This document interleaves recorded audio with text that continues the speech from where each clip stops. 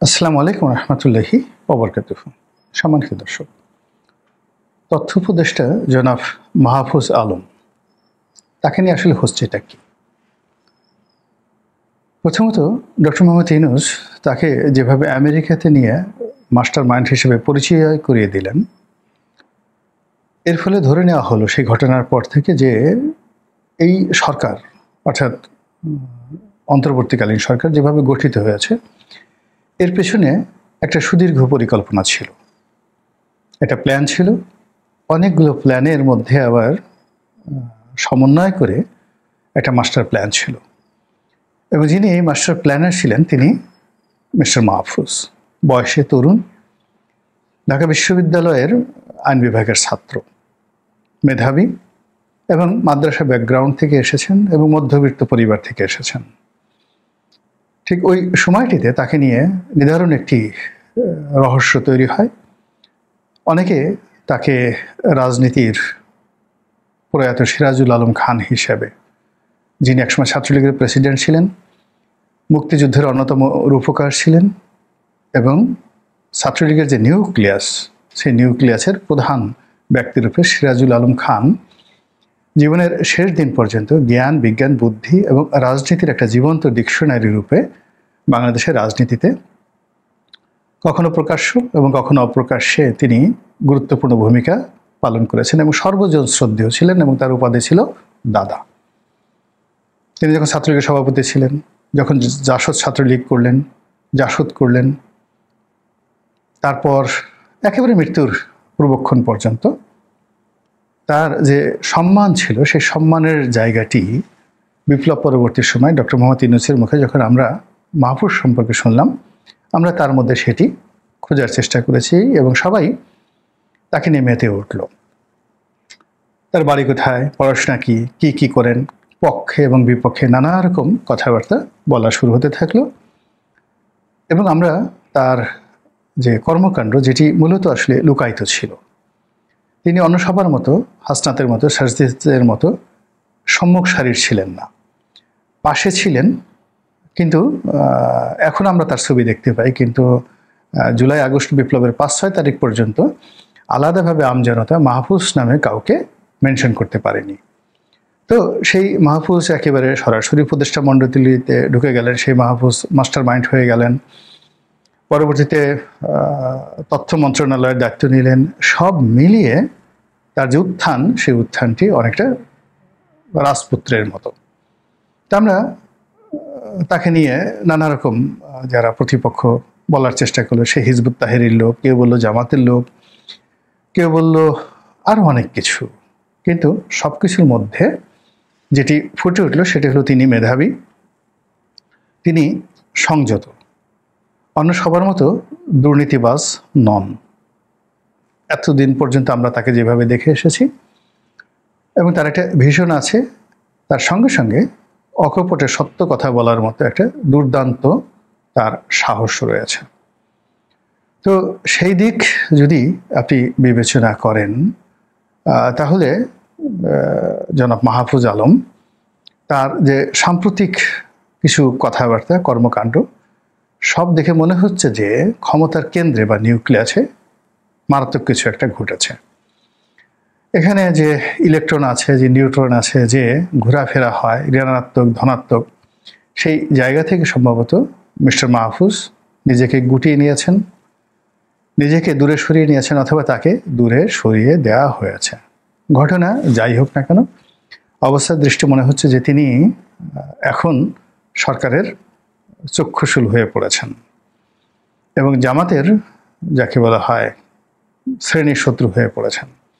আমরা যারা ইতিপূর্বে তাকে জামাতের ক্যাডার মনে করতাম, এখন স্পষ্টতই তার কথাবার্তায় মনে হচ্ছে যে তিনি জামাতের সঙ্গে কখনো সম্পৃক্ত ছিলেন না। তাহলে জামাতের সঙ্গে যদি সম্পৃক্ত না হন, তাহলে তার যে মরমী ইসলামী বক্তৃতা বা বিবৃতি বা ইসলাম নিয়ে তিনি যে সকল কথাবার্তা বলেন, সেটার মধ্যে কি আহলে সুন্নাত ওয়াল জামাতের কোনো সংযোগ রয়েছে? বা সেটার সঙ্গে আমাদের দেশের যে ফকির লালন শাহ থেকে শুরু করে অন্য যারা সেই সুফিবাদ ইসলাম প্রচার করে আসছেন, তাদের সঙ্গে কি মাহফুজের সম্পর্ক রয়েছে? নাকি পৃথিবীর যে সকল উগ্র সংগঠনগুলো বাংলাদেশে তাদের শাখা বিস্তার করেছে বলে আওয়ামী লীগ জমানাতে ব্যাপক প্রচার পেয়েছিল, এরকম কোনো সংগঠনের কর্তা ব্যক্তি বা একাধিক সংগঠনের প্রাণপুরুষ হিসেবে তিনি এই বিপ্লবের মাস্টারমাইন্ড হয়েছেন কিনা এটা আমি এখন পর্যন্ত বলতে পারছি না। আপনারা পারছেন কিনা আমি বলতে পারবো না। সে সম্পর্কে আমার ছোট ভাই, মানে আমি যেহেতু লয়ার ছাত্র, আমার ডিপার্টমেন্টের ছোট ভাই, একেবারে ছোট, মানে আমার ছেলের বয়সী, তো তার সম্পর্কে আমি কোনো নেতিবাচক কথা বলতে পারবো না, আমি শুধুমাত্র ব্যাখ্যা বিবৃতি দিচ্ছি। কিন্তু এখানে একটা বিষয় খুব স্পষ্ট, সেটি হলো যেহেতু ডক্টর মোহাম্মদ ইউনূস তাকে একবার মাস্টার মাইন্ড বলে ফেলেছেন, যেহেতু তাকে কেন্দ্র করে যাকে বলা হয় একটা কিছু হচ্ছে এই বাংলায় বা হয়েছে, তো সেখানে রাতারাতি তার পিছু টান বা তাকে মাইনাস করা মানে সরকারের জন্য এটা একটা বিরাট সমস্যার সৃষ্টি করবে। 2 নম্বর হলো যে তাকে জামাত মনে করার কারণে যে ধরনের একটা রসায়ন তৈরি হয়েছিল, এখন তিনি জামাত নন, এটা যদি সত্য হয় তাহলে জামাতের জন্য ভয়ঙ্কর দুঃসংবাদ রয়েছে, ভীষণ রকম ভয়ঙ্কর দুঃসংবাদ রয়েছে। এখন যে সকল অভিযোগ করা হয় মাহফুজের বিরুদ্ধে, তার প্রতিপক্ষ যে তিনি হিজবুত তাহরির নেতা, যদি তাই হয়ে থাকে তাহলে হিজবুত তাহরির যে বিস্তৃতি বাংলাদেশে, এটি জামাতের চাইতে গুপ্ত, জামাতের চাইতে ভয়ঙ্কর, এবং জামাত যদি মানে ডালে ডালে চলে তাহলে হিজবুত তাহরির পাতায় পাতায় চলাফেরা করছে। জামাত সাধারণত নিম্নবিত্ত পরিবার থেকে যারা উঠে আসেন তাদেরকে টার্গেট করে, সাদিক কায়েম থেকে অন্যান্য যারা আছেন এরা সবাই দরিদ্র নয়, কিন্তু নিম্নবিত্ত পরিবার, এমনকি মধ্যবিত্ত পরিবার নয়। আর তারা যাদেরকে কনভিন্স করার চেষ্টা করেন তাদের দলে ভিড়ানোর জন্য, তারা সর্বোচ্চ মধ্যবিত্ত পরিবারের সন্তান, এবং সরকারি কর্মকর্তাদের মধ্যে নরম সরম, ইতিমধ্যে যারা জামাতের লোক হিসেবে বিভিন্ন জায়গাতে নিয়োগ পেয়েছেন তাদের চেহারার দিকে তাকালে আপনি বুঝতে পারবেন যে তারা কি প্রকৃতি রয়েছে। তো এই যে নরম সরম জামাত, সেই নরম সরম জামাতের প্রতিকূলে হিজবুত তাহরির যে রিক্রুটমেন্ট, সেই রিক্রুটমেন্টটা হলো এলিট শ্রেণীর।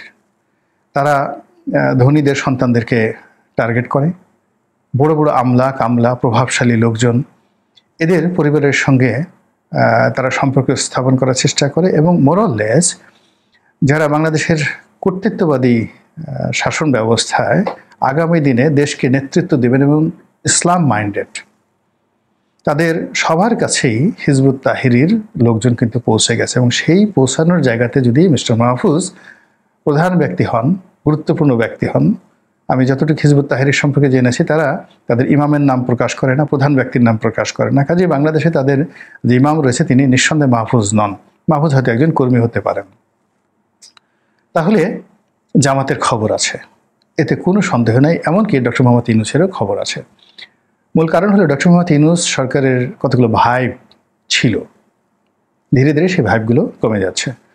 1 নম্বর ভাইব ছিল তিনি অজেয়, মানে তাকে পরাজিত করা যাবে না, তাকে জয় করা যাবে না। 2 নম্বর ভাইব হলো তিনি সারা দুনিয়াতে ওয়েল কানেক্টেড, সেটা কাতারের রাজদরবার, দুবাইয়ের রাজদরবার, সৌদি আরবের রাজপরিবার, তারপর পাকিস্তানের সকল elite family, America, England, Canada, ফ্রান্সের যত লোকজন আছে, যত কর্তা ব্যক্তি রয়েছে, এই সকলের সঙ্গে ওনার 1-2 সম্পর্ক। তিনি টেলিফোন উঠাবেন, বলবেন হাই দোস্ত, hi friend, how are you, come on Bangladesh, এরকম আমাদের একটা বিশ্বাস ছিল। তো সেই ক্ষেত্রে আমরা তার ব্যক্তিগত সম্পর্ক বলতে 2টো সম্পর্ক দেখেছি। একটা হলো মালয়েশিয়ার প্রধানমন্ত্রী মাহাথির মোহাম্মদের যে অপোনেন্ট যিনি ছিলেন আনোয়ার ইব্রাহিম, এবং আনোয়ার ইব্রাহিমের সঙ্গে তার সখ্যতার কারণে আনোয়ার ইব্রাহিম বাংলাদেশে একবার এসেছেন, তিনি একবার মালয়েশিয়াতে গেছেন, আর এটা তার জন্য হিতে বিপরীত হয়ে গেছে। এর কারণ হলো ডাক্তার মাহাথির মোহাম্মদ এবং তার যারা লোকজন তারা শেখ হাসিনার পক্ষে চলে গেছে।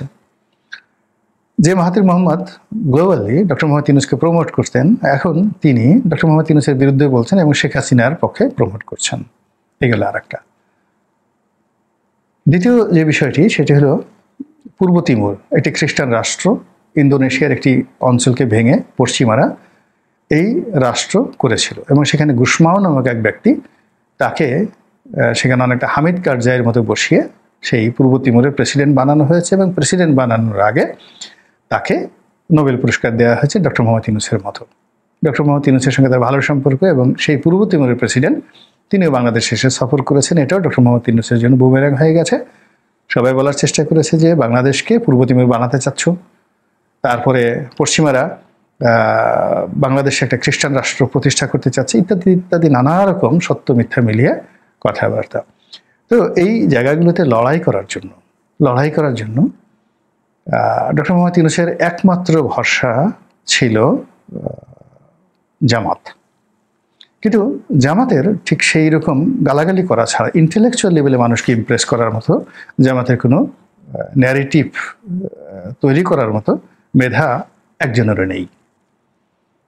মানে তারা যে কাজ করতে পারে, আপনি কথাবার্তা বলবেন, সেই কথাবার্তার এগেনস্টে তারা গালাগাল করতে পারবে, তারা প্রচার করতে পারবে, হতোদ্যম করতে পারবে, কিন্তু নিজেরা যে মওদুদিবাদ, জামাতিবাদ, ওহাবিবাদ, এমনকি বাংলাদেশে জামাত রাষ্ট্র ক্ষমতায় আসলে খুব ভালো করবে বা 1971 সনের বিষয়টি চমৎকারভাবে ফুটিয়ে তুলবে নিউট্রালি, যে এতকাল পরে মানুষ মনে করবে যে না, জামাত রাইট ট্র্যাকে আছে, এইরকম একটা ন্যারেটিভ এখন পর্যন্ত জামাত তৈরি করতে পারেনি।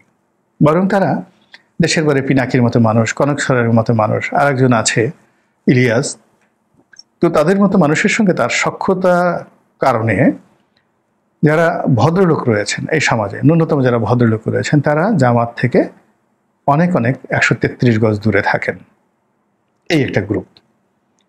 2 নম্বর হলো যে এই যে যারা গালাগালি করেন তাদেরকে বট বাহিনী বলা হয়, আর যারা এরকম দেশের বাইরে থেকে ইউটিউবে জামাতের পক্ষে কথা বলেন এবং জামাতের প্রতিপক্ষকে গালাগাল করেন, তাদের ফলে জামাতের যে একটা সুন্নতি লেবাস রয়েছে, একটা ভদ্রচিত ভাব রয়েছে, একটা ইমেজ রয়েছে, পুরো ইমেজটি রীতিমতো একটা নেতিবাচক অবস্থায় পড়ে গেছে। এর বাইরে যেটি জামাতের ছিল সেটি হলো ডক্টর মোহাম্মদ ইউনূসের সাথে সখ্যতা এবং পুরো এনসিপি জামাতের বি টিম, এরকম একটা ন্যারেটিভ তাদের মধ্যে, আমাদের যারা জনগণ তাদের মধ্যে ছিল। এই পুরো জিনিসটি এখন বুমেরাং হয়ে গেছে মাহফুজের কারণে। তো সেই অবস্থাতে দুটো ভূমিধস বিজয় এবং আরও 2টো বিজয় তাদের জন্য অপেক্ষা করছে। সেটি হলো ডাকসুতে তাদের বিজয় এবং জাহাঙ্গীরনগরে তাদের বিজয়, আর আগামীতে চিটং বিশ্ববিদ্যালয় এবং রাজশাহী বিশ্ববিদ্যালয়ে তাদের বিজয়। তো ধরুন আপনি খুব অসুস্থ, পেট খারাপ, মানে কোনো অবস্থাতে পানি খেতে পারছেন না, তখন জোর করে আপনার পেটের মধ্যে অনেকগুলো পোলাও, কুরমা, বিরিয়ানি, কালিয়া কোপ্তা, জর্দা, ফিরনি, এগুলো সব ঢুকিয়ে দেওয়া হলো, আপনি মরে যাবেন। এখন জামাতের যে অবস্থা, সেই অবস্থার মধ্যে তাদের সঙ্গে বিএনপির মারাত্মক শত্রুতা, টেকনাফ থেকে তেতুলা পর্যন্ত যে কোনো সময় রক্তক্ষয়ী সংঘাত হতে পারে। তাদের 71-এর প্রসঙ্গ আবার নতুন করে সামনে আসছে। সরকারের সঙ্গে তাদের দূরত্ব তৈরি হয়েছে, এনসিপির সঙ্গে তাদের দূরত্ব তৈরি হয়েছে, যা কিনা জামাতকে রীতিমতো বিপদের মধ্যে ফেলে দিয়েছে। আর সেই বিপদের মধ্যে এই যে 4টি বিজয়, এটি মানে একজন অসুস্থ মানুষ, তাকে যেভাবে পোলাও কুরমা দিলে যা অবস্থা, এই বিজয়গুলো তাদের জন্য বোঝা হয়ে দেখা দিয়েছে এবং আগামীতে সেটা বোঝা হয়ে আরও দেখা দেবে। আর ঠিক সেই সময়টাতে মাহফুজের মতো মানুষ, যিনি কিনা এনসিপির মধ্যে, সরকারের মধ্যে ইতিমধ্যেই তার যে কর্তৃত্ব, এটা তিনি প্রমাণ করেছেন। লক্ষ্য করবেন, গত 1টি বছরে যখন তিনি ডক্টর মোহাম্মদ ইউনূসের পাশে বসেছেন, মনে হয়েছে ডক্টর ইউনূস তাকে পাত্তা দিতে চাচ্ছেন। It is personality. তিনি যখন আসিফ নজরুলের সঙ্গে দাঁড়াচ্ছেন, আসিফ নজরুল অবনত হয়ে তার সঙ্গে হ্যান্ডশেক করছেন, তাকে প্রিভিলেজ দিচ্ছেন। তিনি যখন নাহিদ, এনসিপি নেতা, জামাত নেতা, মানে তিনি যেখানে থাকছেন, এমনকি প্রবল প্রতাপশালী যে আমাদের প্রেস সচিব রয়েছেন, প্রেস সচিব এবং মাহফুজ যখন পাশাপাশি বসছেন, তখন স্পষ্টতই মাহফুজের যে ব্যক্তিত্ব প্রেস সচিব অতিক্রম করতে পারছেন না। রেজওয়ার কথা বলেন, আদিলুর রহমান শুভ্র মানে ঢাকা বিশ্ববিদ্যালয় আইন বিভাগে যে কজন আছেন তাদের মধ্যে সবচেয়ে সিনিয়র, মানে এখানে আসিফ নজরুল সাহেবের চেয়ে সিনিয়র, রেজওয়ানার চেয়ে সিনিয়র। তো সেই আদিলুর রহমান শুভ্র, এবং তিনি ব্যক্তিত্ববান এবং অনেকের সাথে মেজাজ গরম দেখান, তিনিও যখন তারই একেবারে সন্তানের বয়সী মাহফুজ, তার ডিপার্টমেন্টের ছোট ভাই, ল ডিপার্টমেন্টের ছোট ভাই, মানে এখানে 4জন কিন্তু ঢাকা বিশ্ববিদ্যালয় ল ডিপার্টমেন্টের রয়েছে। তো সেই ল ডিপার্টমেন্টের ছোট ভাই যখন তার সামনে আসে, তিনিও কিন্তু তার ব্যক্তিত্ব দ্বারা মুগ্ধ হন। তো এই মাস্টার মাইন্ড, তার সঙ্গে সরকারের যে কোনো দূরত্ব বা সরকারের সঙ্গে তার যে দূরত্ব, এটি বর্তমান যে একটা ক্ষণভঙ্গুর অস্থির যে একটা সময় যাচ্ছে, সেই সময়ের প্রেক্ষাপটে নতুন করে এটি সমস্যা দেখা দিবে। এনসিপির যারা নেতৃবৃন্দ, বিশেষ করে নাহিদ ইসলাম, তিনি বলার চেষ্টা করেছেন যে মাহফুজদের মতো মানুষদেরকে ব্যবহার করে সরকার তাদেরকে ছুঁড়ে ফেলে দিচ্ছে, বিপদের মুখে ঠেলে দিচ্ছে। কিন্তু বাস্তবতা হলো মেধা এমন একটা জিনিস, মেধাকে কেউ কখনো ছুঁড়ে ফেলে দিতে পারে না। আপনি তাকে যেখানে ফেলে দেন, প্রশান্ত মহাসাগরে ফেলে দেন, সে যদি তিমির পেটের মধ্যে যায়, ওখান থেকেও সে বের হতে পারবে। মেধা এমন একটা জিনিস, মেধা আল্লাহর দেয়া একটা নেয়ামত। এই মেধাটা বিকশিত হয় চরিত্র দ্বারা, গুড ক্যারেক্টার। আপনি সারা দুনিয়াতে, মানে আপনি জাস্ট চরিত্র কেমন জিনিস, আপনারা সবাই হজরত জাকারিয়া আলাইহিস সালামের নাম শুনে, আমি গল্প বলি, 1 মিনিটে শেষ করে ফেলবো। হজরত ইয়াহিয়া আলাইহিস সালামের নাম শুনেছেন তো? হজরত জাকারিয়া আলাইহিস সালাম এবং ইয়াহিয়া আলাইহিস সালাম, এরা বাপ বেটা দুজনেই নবী ছিলেন, বাইতুল মুকাদ্দাসের খেদমতগার ছিলেন, এবং এখানেই বিবি মরিয়ম লালিত পালিত হন হজরত ইয়াহিয়া আলাইহিস সালামের কাছে। এর কারণ হলো যে হজরত মরিয়ম আলাইহিস সালামের মা বাবা তারা প্রতিজ্ঞা করেছিলেন যে তাদের যে সন্তান হবে তাকে সেই বাইতুল মুকাদ্দাসের খেদমতে নিয়োগ করবেন। সেখানে দেওয়া হলো। তিনি হযরত ইয়াহিয়া আলাইহিস সালাম তার খুব নিকট আত্মীয়, সম্ভবত ফুফা ছিলেন। তো তাদের তত্ত্বাবধানে বড় হতে থাকলেন, যৌবনবতী হতে থাকলেন, এবং পরবর্তীতে দেখা গেল যে সেখানে এই বয়োবৃদ্ধ হযরত ইয়াহিয়া আলাইহিস সালামের চরিত্র নিয়ে বনী ইসরায়েলরা কুৎসা রটনা করলো যে তিনি তার যে আশ্রিতা, তার আত্মীয় মরিয়ম যে বাইতুল মুকাদ্দাসে খেদমত করছে, তার সঙ্গে তার অবৈধ প্রণয় রয়েছে। এবং এই কাজ করার জন্য তারা কি করলো, তাকে আক্রমণ শুরু করলো, এবং তিনি নবী প্রাণ ভয়ে পালানো শুরু করলেন। এবং পালাতে গিয়ে একটা সময় তিনি আর পথ পেলেন না। তখন একটি গাছের কাছে তিনি বললেন যে আমাকে আশ্রয় দাও। গাছ উন্মুক্ত করে দিল তার বক্ষ, এবং তিনি তার মধ্যে ঢুকে গেলেন। যদিও করাত দিয়ে বনী ইসরায়েলরা সেই গাছ কেটে সেই নবীকে হত্যা করেছিল। তো বাস্তবতা হলো যে এত কিছু করার পরেও তার চরিত্রে কিন্তু কালিমা লেপন করা যায়নি। ইতিহাস তাকে নবী বলেছে, আর হযরত মারিয়াম আলাইহিস সালামকে ইতিহাস সতী হিসাবে সব ধর্মে তাকে সাক্ষ্য দিয়েছে। এই হলো চরিত্রের গুণ। তো সেক্ষেত্রে মাহফুজের যদি চরিত্র থাকে, সততা থাকে, বুদ্ধি থাকে, প্রজ্ঞা থাকে, তিনি যে কোনোভাবে ফিরে তাকাতে পারবেন, ফিরে দাঁড়াতে পারবেন, তার অবস্থান বজায় রাখতে পারবেন। কিন্তু যদি সেটা না থাকে, তাহলে তিনি ক্ষতিগ্রস্ত হবেন, আর তাকে যারা আক্রমণ করার চেষ্টা করছে তারাও ক্ষতিগ্রস্ত হবেন। কিন্তু এই মুহূর্তে আমার কাছে যেটা মনে হচ্ছে যে আমরা রাজনীতির যে একটা টার্নিং পয়েন্টে আছি, সেই টার্নিং পয়েন্টে সরকারের মধ্যে ঐক্য খুবই জরুরি। সরকারের সঙ্গে রাজনৈতিক দলগুলোর সৌহার্দ্যপূর্ণ সম্পর্ক তার চেয়ে জরুরি। এবং সেখানে যদি হঠাৎ করে এই মাহফুজ আলম উনি কারো গলার কাটা হয়ে যান, অপাংক্তে হয়ে যান, শত্রু হয়ে যান, এটা সকল পক্ষের জন্য ক্ষতিকর। আল্লাহ আমাদের সবাইকে হেদায়েত দান করুন এবং হেফাজত করুন। আসসালামু আলাইকুম ওয়া রাহমাতুল্লাহি ওয়া বারাকাতুহু।